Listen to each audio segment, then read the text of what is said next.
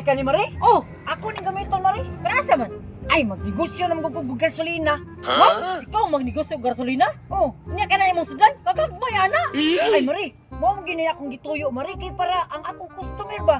Dali na sa sila makapalit kay barato raman. Ang baligya din ako ani Marie kay 30. Kani 50.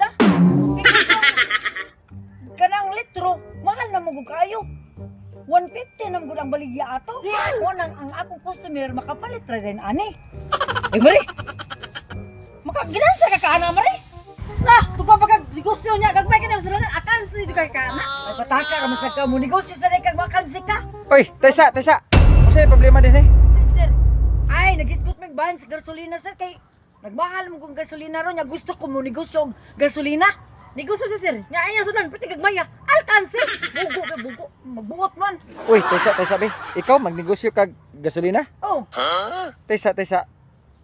Silingan ra ba ta? kung gusto ko taon ta na silingan sir, kung kita nimo na silingan ta. Ako man yung batong silingan. Kabalo ka, nagnegosyo man po gasolina po dito, wala kabantay. Iskot nagnegosyo mo kag gasolina dito? Oh, Ay, naayos ingon na sad ako kusudlanan. Ay, inani mong gisudlan pod? Oh, pero Tessa, ug manegosyo ka og gasolina. Ano nang pag kuan oy? Ano nang pagpaligay ka na balikan ako kuna dito? Ay, dinuang man mo sir. Dati na pwede sir. Ako na ning plano. Di ka makabuot sa kuha, bisag silingan ta. Di ka makabuot kung sa akong baliya sa mga. So, sir. Lukaw na sa mga kasang palit. Usap. Nya. Oy. Tessa, Ang be. tao bilir mo sana. Pero sir, mao gani nga akong gituyo ni sir kay para ang akong customer makapalit din ani kay barato na na akong Masad. Tessa. Pila man po imong baligya na? Ina kada ko. 30. Ina na. Oh, Am kana. ani? 50. Nah, mamaor dito sa kuwa day.